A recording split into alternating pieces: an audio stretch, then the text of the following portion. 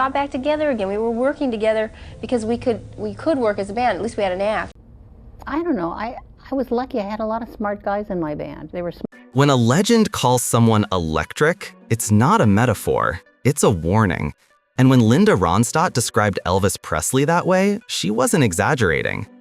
In a candid sit-down that has sparked waves of nostalgic intrigue, Linda Ronstadt recounted her experience meeting Elvis Presley, the man whose presence, she said, could rearrange the molecules in a room. The interview, cozy and conversational in tone, quickly escalated into something far more captivating, a behind-the-scenes glimpse into the emotional and sensory roller coaster that defined an era of rock and roll royalty. According to Ronstadt, Elvis didn't simply enter a space, he shifted it. The tension changed, the air thickened, the atmosphere took on a charge so distinct it was as if thunder were on the horizon.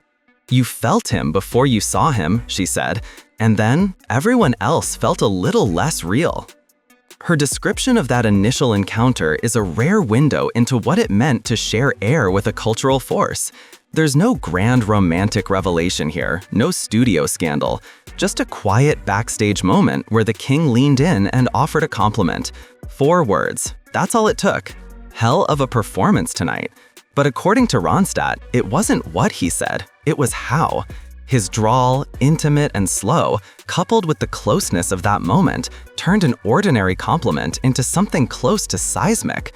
She described being momentarily stunned, having to steady herself against a wall, not from fangirl hysteria, but from the sudden rush of what can only be described as sensory overload. His presence, his scent, a mix of cologne and adrenaline, his low voice, all collided in a way that lingered long after the moment passed. Ronstadt's honesty is refreshing. She didn't romanticize or exaggerate. Instead, she painted Presley as both larger than life and achingly human, flawed, magnetic, and commanding. There was no scandal, no kiss, no headline-grabbing tryst, but what remains is something more haunting, a what-if that hums just under the surface. Sometimes, she mused, the what-ifs keep you warmer than the memories. It's a striking reflection from a woman who has seen and survived every facet of fame. And in that one statement, she reminded us that longing can be just as powerful as love, and sometimes far more enduring. Some artists sing the song, others are the song. According to Linda Ronstadt, Mick Jagger wasn't just performing rock, he was sweating it out of his pores. In the second installment of Linda Ronstadt's evocative reflections, the spotlight turns toward another musical titan, Sir Mick Jagger. The Rolling Stones frontman, known globally for his electrifying stage presence and iconic swagger, wasn't merely admired from afar by Ronstadt. He was, by her own admission, a walking temptation in tight pants. But don't mistake this for tabloid fodder. Ronstadt's recollections come wrapped in wry wisdom and grounded candor. She wasn't just giggling over a teenage crush. She was evaluating charisma on a professional battlefield. She described Jagger as a man who didn't just command a stage, he consumed it. He moved like sin, she quipped. Every glance, every deliberate hip swing, every bead of sweat on his shirt was intentional and intoxicating. His hips spoke louder than most people's mouths, she noted. But it wasn't just about the choreography, it was the intimacy of proximity. Jagger had a habit, she said, of standing too close, leaning just enough to collapse personal space without crossing a line. His grin coy, his eyes sharp, like he was offering an inside joke no one else was privy to. The most revealing part of this segment wasn't the fantasy, it was the control. Ronstadt wasn't out of her depth. She knew exactly what Jagger was doing, and perhaps more impressively, she respected the artistry in it. He knew the effect he had, and he enjoyed it, she said, not as a warning, but almost as admiration. That level of self-awareness, in her view, was part of the allure. When the conversation drifted into how performers shape desire, how charisma becomes currency, Ronstadt's tone shifted slightly. She recognized that Jagger had the ability to bypass logic and tap into raw instinct. He didn't need lyrics to seduce, she said. He just had to move. That kind of confidence, wrapped in leather and attitude, wasn't just dangerous, it was magnetic. The way she told it, you could be the most sensible, career-focused woman in the room, and the moment Jagger danced past you, that logic dissolved like mist in a spotlight. Ronstadt stopped short of confessing anything explicit. In fact, she was clear. Her memories were more about tension than transgression. And yet, what she offered was far more vivid than a headline. She described the emotional unraveling, the self-surprise of wanting. There were times, she said, when I'd feel like a grown woman, and suddenly I'd want to be a shameless girl, born for a man's pleasure. It's a statement that hits like a lyric, poetic and provocative, yet steeped in truth. In the end, Linda Ronstadt's account of Mick Jagger isn't scandalous, it's sociological. It's about how certain performers, through sheer physical command, bypass the rational mind and tap directly into something primal. And in Jagger's case, that strut wasn't just performance, it was prophecy. It signaled that the rules of engagement were about to change. And for a moment, even icons like Ronstadt weren't immune to the pull. In a world of spotlight storms and roaring crowds, James Taylor whispered and made the loudest impression of all. When Linda Ronstadt turned her thoughts to James Taylor, the atmosphere in the room shifted. The tension of leather and rock star bravado gave way to something gentler, deeper, and arguably more dangerous. He didn't have to shout, Ronstadt said with a softness rarely seen in public interviews. His voice didn't just sing to you, it settled into you. If Elvis was lightning and Jagger was fire, Taylor was the slow-burning ember, the kind that smolders for years and never fully goes cold.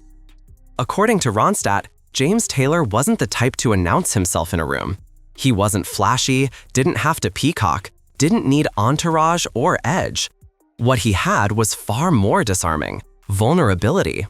She painted a picture of a man whose voice wrapped around listeners like a familiar blanket, but whose lyrics carried the weight of confession. And that, she explained, was the most seductive part. He sang like he was letting you read the pages of his journal, she said, and you wanted to be the only one holding it. That level of intimacy was its own kind of danger. She didn't describe being swept off her feet by some grand romantic gesture. Instead, she talked about imagining him on her porch, acoustic guitar in hand, singing lullabies that weren't meant to put her to sleep, but to keep her very much awake. He had a voice you wanted to follow into the dark, she said, and when he looked at you, it was like he saw something sacred. There's a critical detail here. Taylor's appeal wasn't rooted in bravado. It was in the ache, the kind of emotional timber that made you want to reach out, to comfort him, to see what was behind that quiet sorrow in his melodies. Ronstadt admitted that sometimes it wasn't just the notes he hit, but the silence between them that made her knees weaken. It was the deliberate vulnerability, the aching openness of a man who knew how to turn heartbreak into harmony. And yet, even as she spoke of him in reverent tones, Ronstadt added a flash of wit, a wink behind the wisdom. I swear, she said with a grin, if he'd ever hummed Fire and Rain in my ear, that fire would have burned all night long. It's classic Ronstadt, never vulgar, always vivid. Her phrasing dances at the edge of implication, but never crosses into the reckless.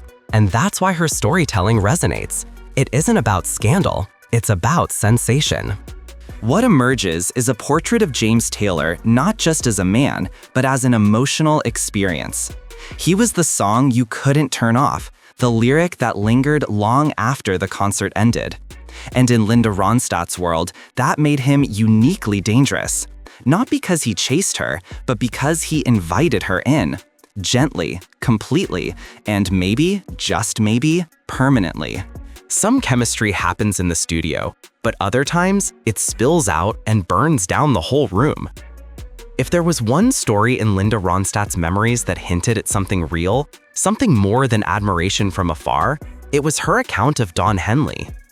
Unlike the others, icons she crossed paths with briefly or admired from a comfortable distance, Henley was part of her personal and professional life. This wasn't about longing or what-ifs. This was about actual sparks, felt and flared. both in front of the mic and away from it. "He was my eagle," she said with a sly grin, referring not just to his band, but to the fact that, in her words, we had history. Ronstadt described Don Henley as trouble in denim, and she wasn't being poetic. He was gritty, raw, and unfiltered.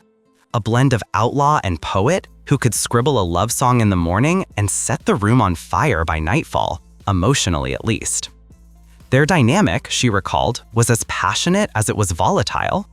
"We'd argue like thunder and lightning," she said. "He'd get stubborn, I'd get sharper, and next thing you know, the storm would turn into something else entirely." She didn't elaborate, but the implication was clear. The tension between them didn't always stay confined to harmonies. They recorded together, they traveled in the same circles, and as Ronstadt put it, you could feel the storm under the harmony. Every lyric, every duet carried subtext. This wasn't two colleagues laying down vocals. This was two live wires daring each other to spark. She remembered how his voice, when it roughened on certain lines, would send something sharp through her chest. Sometimes, she said quietly, he'd sing a line so raw, so honest, I'd think, this man's going to be the death of me, but what a way to go. Unlike her recollections of Jagger or Elvis, which hovered around energy and charisma, her take on Henley was more intimate, more layered. There was admiration, yes, but also frustration, heat, humor, and the unmistakable echo of emotional complexity. He could break your heart and then turn it into a #1 hit just to prove a point, she said. That wasn't bitterness talking, it was recognition of talent, of ego, of the strange combustible connection between two people who know they probably shouldn't, but can't help it anyway. And there was a deeper honesty in her closing reflection on Henley. She didn't romanticize it, didn't exaggerate. She spoke like a woman who had lived the truth, felt the fallout, and still looked back with something between affection and astonishment. He was denim, dust, and danger, she said. And sometimes, danger isn't something you avoid. Sometimes, it's the best verse of the whole damn song. In that line alone, Linda Ronstadt proved once again that her real gift isn't just in singing stories, it's in living them. Some men pursue you with fire, but others? They write words so intimate, you chase yourself right into their arms. When Linda Ronstadt brought up Jackson Browne, her voice dropped. The tone wasn't playful or teasing. It was reverent, like mentioning a secret kept too long. Unlike the big stage magnetism of Elvis or the smoldering drama of Don Henley, Jackson Browne, she said, seduced in silence. He wrote songs, she explained, that undressed you before you even realized it. With just a line, he could peel away your guard. And that, more than any swagger or spotlight, was what made him dangerous. Ronstadt described Browne as a man who never needed to compete for attention.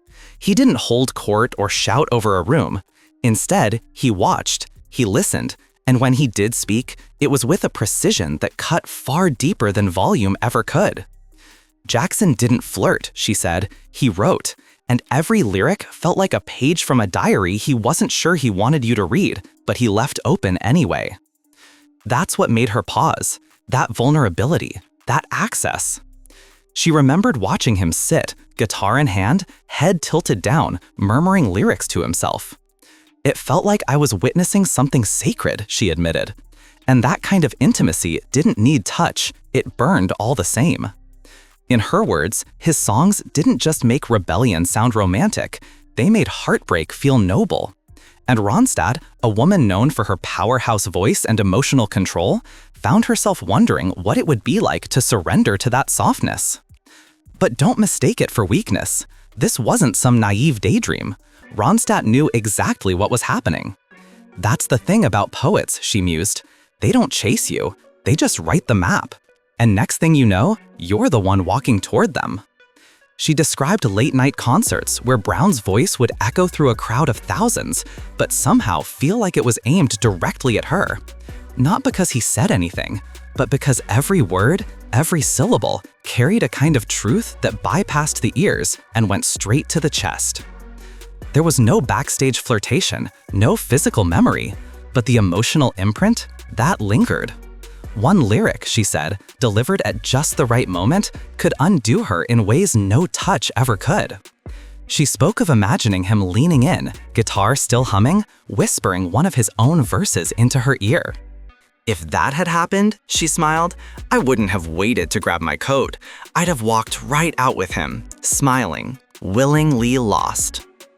Perhaps most telling was what Ronstadt didn't say. She didn't offer specifics about private encounters or hint at secret rendezvous. What she gave instead was atmosphere, the pull of emotional connection, of unspoken understanding. With Jackson, she said, I always felt one look too long, one song too personal, and I'd be gone. That's the power of a poet. And in Ronstadt's telling, Jackson Browne didn't need to chase desire, he just opened a door and let it come to him. Quietly, completely, unforgettably. He didn't smolder. He didn't seduce. And yet, according to Linda Ronstadt, Paul McCartney could melt a woman with nothing more than a smile and a song fragment. In her recollections of music legends, Linda Ronstadt described Paul McCartney with a warmth that stood apart from the fire and thunder of her other muses. If Elvis was electric, Jagger untamed, and Jackson Browne poetic temptation, McCartney was sunlight in human form. Sweet Paul, she called him, the nickname tumbling out as naturally as laughter. And yet, don't confuse sweetness with simplicity. Ronstadt was clear. Paul didn't need to try hard. He didn't have to. In her words, McCartney didn't announce himself. He didn't prow or pace or deliver sultry stares. What he had was something far more disarming, effortless charm. She described him like a schoolboy who never lost his sense of wonder. Someone who could walk into a room full of chaos, speak in a soft voice, and suddenly, everyone would be listening. He carried sunshine in his pocket, she said, and Lord, he knew how to use it. Linda recalled one particular moment when McCartney, barely trying, simply hummed to himself, not even a full melody, just a little scrap of a tune, and the entire atmosphere shifted. It felt like honey dripping off a spoon, she remembered. If that's what he did casually, I couldn't imagine what would happen if he ever really tried. There was no need for grand gestures. His presence was the gesture. She smiled as she described his eyes. Mischievous, playful, the kind that made you feel like you were part of an inside joke, even if you hadn't heard the setup. And that, she warned, is where things get risky. A man who can make you laugh, she said knowingly, can also make you say yes to things you probably shouldn't. That combination, humor, warmth, and a little mystery, is deceptively powerful, and McCartney wielded it like a melody, softly but with precision. But Linda wasn't naive. She didn't suggest McCartney was a saint or an angel. What she described was something subtler, and in many ways, more dangerous. Paul had the ability to make every woman feel special. Even in a room full of people, his gaze made you think you were the only one who mattered. You'd convince yourself he was smiling just for you, she laughed, even if there were 100 others thinking the exact same thing. And the worst part, for a moment, you believed it. There was no heartbreak, no romantic fallout. Just this lingering ache of affection mixed with admiration. If he'd ever sung a Beatles throwaway line in my ear, she confessed, even something he tossed out in 2 minutes at Abbey Road, I'd have followed him anywhere, barefoot, smiling, and with no regrets at all. Linda Ronstadt's memories of McCartney weren't about seduction in the traditional sense. They were about joy, about being caught off guard by someone whose very presence reminded her of what it meant to feel, to believe in possibility, to laugh like a girl again, even after everything. And that, perhaps, is McCartney's greatest legacy. Not just the songs that made the world sing, but the moments that made even legends like Ronstadt remember what it felt like to blush. He came to save the world, but as Linda Ronstadt admits, Bono nearly saved her soul and ruined her reputation in the same breath. By the time Linda Ronstadt reached Bono in her list of unforgettable male presences, the temperature had already been raised by Elvis, Jagger, Henley, and the rest.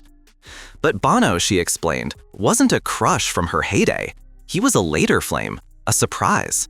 A man who didn't come wrapped in Nashville dust or California sunshine, but in leather pants and a halo of spotlight. He wasn't like the men of my era, she said. He came charging in from Ireland, all fire and thunder, and made you believe he could fix the world and break you in the process. This wasn't just admiration for his vocal range or his activism. It was the full Bono effect, the mix of preacher and provocateur that made audiences scream and think at the same time. When Bono looked at you, she explained, it felt like he saw everything, the good, the bad, the secrets. And then he'd flash that grin, and suddenly you wanted to hand him even more.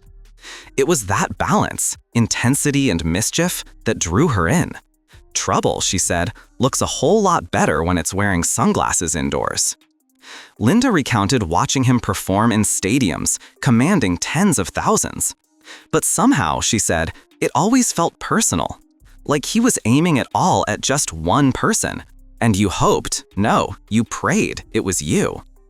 Unlike others on her list who seduced in silence or charmed with ease, Bono used firepower.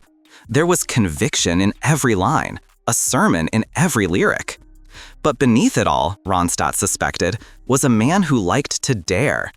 He'd lower those sunglasses, she recalled, just a little, and it was like an unspoken challenge. Are you brave enough to follow me? And she nearly was. If he'd crooked a finger, she admitted with a laugh, I might have leapt off the front row without thinking. That admission, bold and yet tender, reveals how deeply charisma can cut when wielded by someone who knows its weight. With Bono, it wasn't about forbidden flirtation or late-night green room whispers. It was about energy, a storm of ideals, sound, and soul that left you wanting to be swept away. Ronstadt didn't claim any romantic encounter. She didn't need to. What lingered was possibility, the kind that keeps you wondering long after the applause fades. She described it like this. He had that rare magic, the promise of redemption and ruin in the same kiss. That line alone captures the duality she saw in him. A man who could stand on the global stage pleading for peace, then turn and lock eyes in a way that made even a veteran of the music world question everything. As she leaned back and laughed, fanning herself dramatically, her voice lowered to a whisper. And Lord, even a woman with a strong set of pipes like me wasn't safe from that kind of temptation. With that, she threw up her hands. Now don't y'all go writing gossip, she warned playfully. I behaved myself, mostly. But these 7, let's just say, they kept me up at night, and not just because their songs were stuck in my head. In Bono, Linda Ronstadt saw the final symbol in a long line of iconic men, each unforgettable in their own way. But Bono, he was the full spectrum, the fire and the mercy, the hymn and the heartbeat. And in that balance, he left an imprint that needed no headlines to validate it. Not every duet becomes a hit, and not every connection needs a kiss to leave a mark. After recounting her encounters, real, imagined, and almost, with 7 of music's most magnetic men, Linda Ronstadt sat back with a smile and a warning. Now don't y'all go writing gossip. I behaved myself. Mostly. It's the kind of line that leaves just enough space for curiosity to bloom. But make no mistake, what Ronstadt offered in her reflections wasn't scandal. It was sensation. It was about proximity to greatness, vulnerability among equals, and the emotional chaos of chemistry that doesn't always lead to consequence. What binds her recollections together is not romance. It's not regret. It's the quiet ache of what-ifs. The moments that didn't happen, but could have. The times she felt herself pulled towards someone, not because she lacked self-control, but because the connection was too powerful to ignore. And that, she explained, with the kind of clarity only time allows, is its own kind of fire. If I'd been braver, she admitted, or dumber, or maybe just a little less polite, I might have rewritten a few headlines. But she didn't. And rather than sound remorseful, she sounded grateful. Because the memory of restraint, the heat of something that never quite became, has a life of its own. Sometimes the what-ifs, she said, pausing to let the weight of the words land, keep you warmer than the memories. It's a profound statement, one that reframes her entire list.